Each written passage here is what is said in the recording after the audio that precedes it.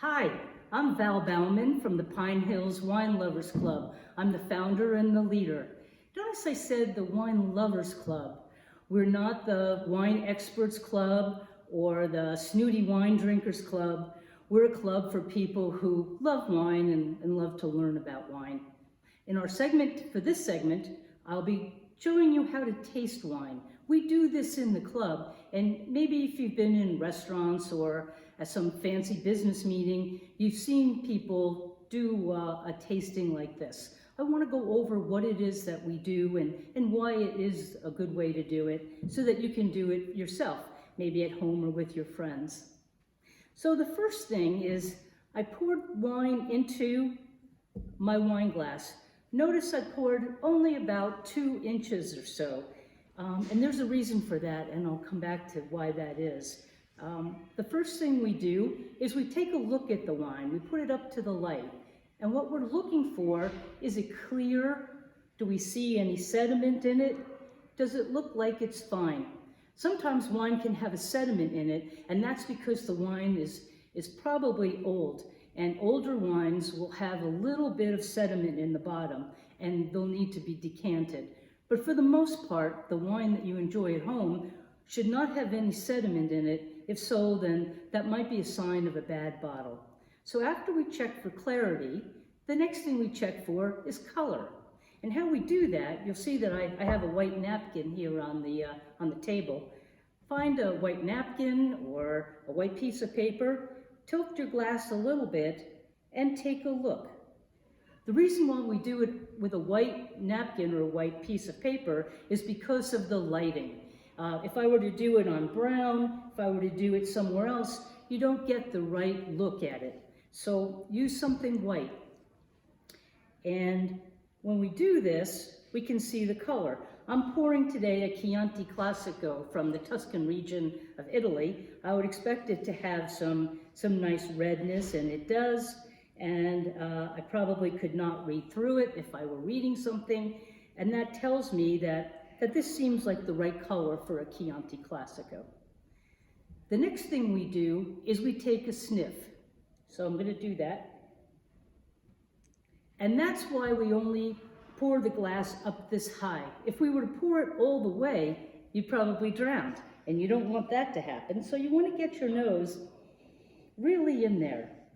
And check for aroma. I smell some leather, I smell a little bit of dark fruit. Those are the hallmark aromas of a Chianti Classico. This one smells very good. Now the next step is to swirl. You can either swirl in the air if you're a good swirler, or you can always put your glass on the table and give it a swirl. Swirling releases aroma. And how does it do that? Well, there's actually water in the wine. And when we do a swirl, there's some evaporation, and it's sending the aroma up to my nose. That's why a wine glass is shaped the way it is, with a thicker bowl or wider bowl at the bottom, and then tapering up to the top, so that the aroma can come up. So we're going to give this a nice swirl. And yes, when we do a swirl like this, then the aroma really pops. I can tell a lot more aroma of the Sangiovese grape, the leather, the nice dark fruit. Get a little bit of, I'm even sensing a little bit of vanilla in this one, so I wonder if it had a little bit of oak. Very nice aroma. And then after that, now we taste.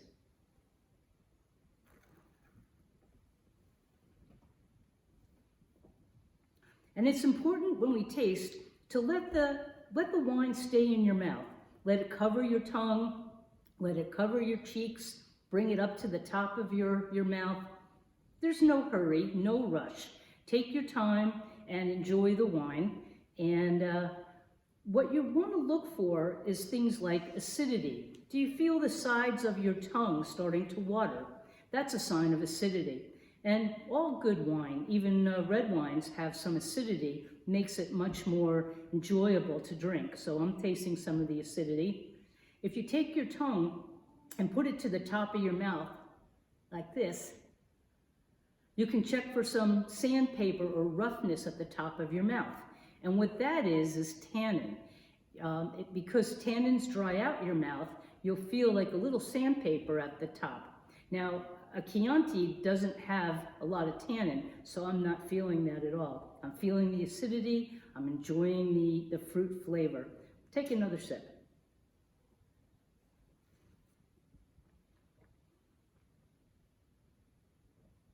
Yeah, this is a very nice wine.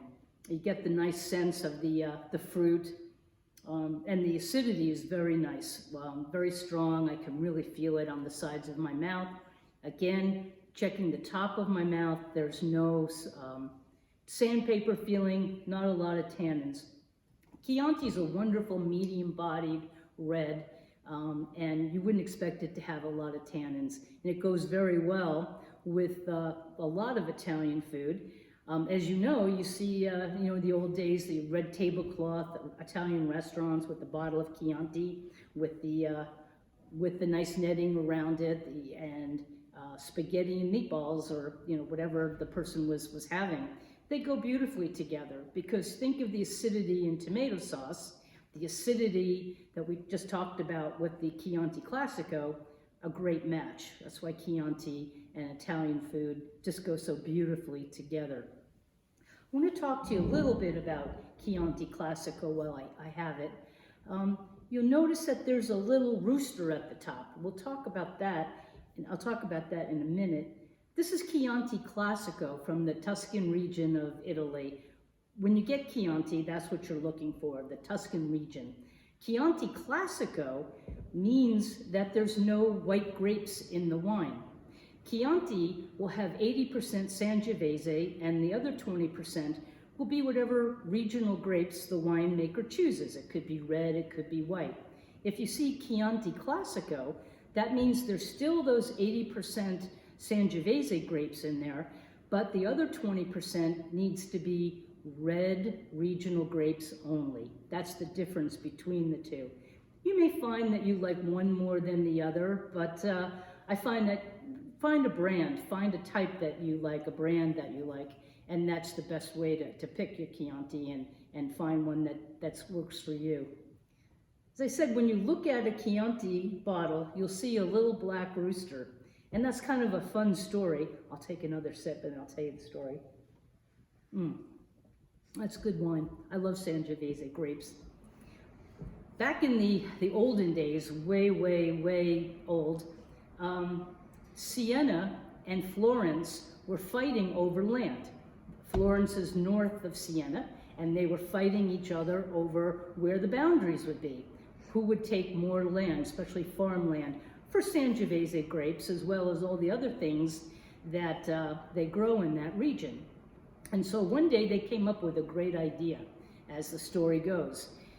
They would each start out at the crows, as the crow made a noise, the crows cock. They would set out one night or two from Siena, going north, and a night or two from Florence, going south.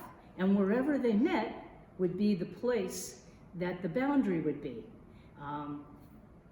Florence would have everything to the north, and Siena would have everything to the south. So they thought hard about how to do this. Up in Florence, they decided that they were going to starve. They had a black rooster. They were going to starve the rooster, thinking that the rooster would be so hungry the next day, it might crow earlier than normal, and they'd get a head start. Good. Well, Siena was thinking that too. They had a white rooster, but they thought the opposite. They thought, we're going to really feed this rooster. We're going to make it really full of food and happy and healthy, so that it's going to crow quickly and earlier the next morning because it's so robust and it'll be looking for more food.